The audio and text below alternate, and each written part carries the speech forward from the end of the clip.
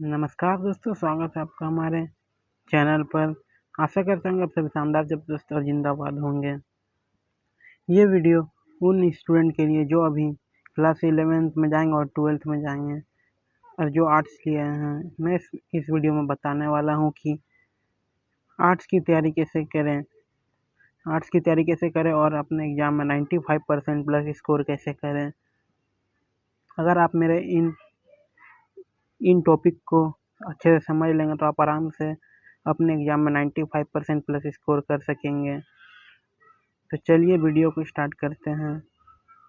हमारा पहला टॉपिक है, सब्जेक्ट को अच्छे से समझें। जितने भी आर्ट्स वाले स्टूडेंट अपने सब्जेक्ट को अच्छे से समझें।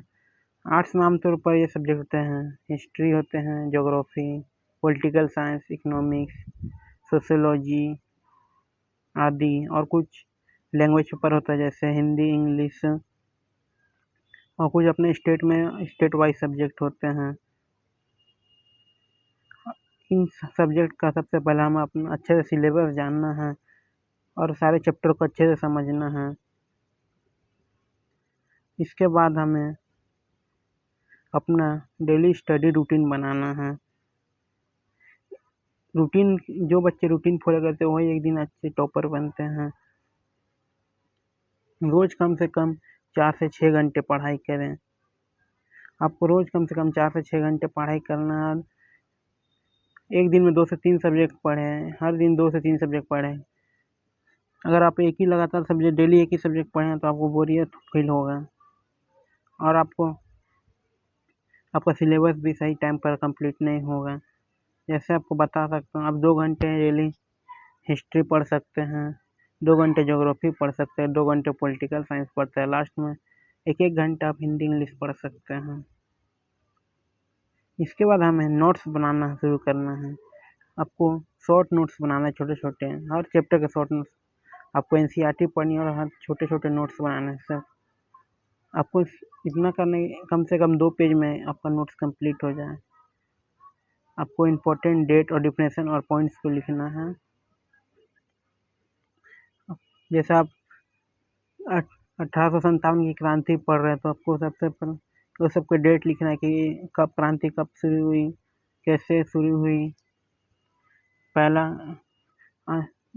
आंदोलन करने वाले नेतृत्वकर्ता कौन कौन थे आदि जैसे। उसके बाद अपना मैप और डायग्राम प्रैक्टिस करें। आपको ज्योग्राफी में मैप पूछा जाता है और हिस्ट्री में भी इम्पोर्टेंट प्लेस पूछा जाता है मैप में। आपको ज्योग्राफी में अभी से मैप प्रैक्टिस करना ज़रूरी है, इंडिया का और वर्ल्ड का। ज़्यादातर ज्योग्राफी में वर्ल्ड जो मैप ही पूछा जाता है।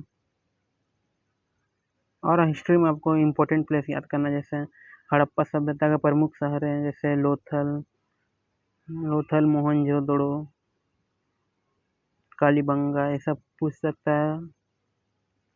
उसके बाद हमारा अगला पॉइंट है प्रीवियस ईयर क्वेश्चन पेपर। आपको पिछले साल का पेपर देखना है, पिछले 5 साल का पेपर पहले देख लेना कि कैसे सवाल पूछे जा रहे हैं, किस चैप्टर से इम्पोर्टेंट क्वेश्चन पूछा जाता है। इससे आपको पता चलेगा कि एग्जाम में किस टाइप का क्वेश्चन आ रहा है, जो आपको काफ़ी मदद करेगा। हमारा अगला पॉइंट फिर रिवीजन सबसे ज़रूरी है। अगर आप जितना भी पढ़ें, हर संडे या वीक में कम से कम एक बार जरूर रिवीजन करते जाना, तो ऐसा हो कि एग्जाम अभी इतना पढ़ते गए, एग्जाम टाइम आएंगे तो सब भूल जाएंगे। और बिना रिवीजन की चीज़ें जल्दी भूल जाती हैं। याद रखिएगा दोस्तों, अभी जितना पढ़े उससे टॉपर नहीं बन सकता। एग्जाम के 1 महीना में जो पढ़ लेगा अच्छा से वही टॉपर बनते हैं। और एक्स्ट्रा टिप मैं बता देता हूँ लास्ट जाते जाते, आर्ट्स में राइटिंग प्रैक्टिस बहुत इम्पोर्टेंट है, इसलिए आप आंसर को पॉइंट और साफ लिखने की प्रैक्टिस करें।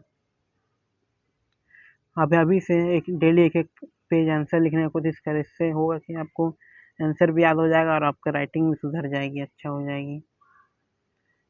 तो यही देते हैं हमारे कुछ टिप्स आर्ट्स के बच्चों के लिए जो अभी 11 और 12 में गए हैं। इन टिप्स को फॉलो करके वो एक अच्छा अपना स्कोर कर सकते हैं और टॉपर बन सकते हैं। तो वीडियो पसंद आया तो चैनल को लाइक और सब्सक्राइब कीजिएगा। और हमारे अभी तक पहले के वीडियो नहीं देखा जरूर जाकर देखिएगा। ये वीडियो केवल सिर्फ आर्ट्स बच्चों के लिए ही समर्पित है, इसलिए आप इससे जल्दी जुड़ जाइए। यहाँ पर केवल आर्ट्स की पढ़ाई होगी। चलिए, थैंक यू।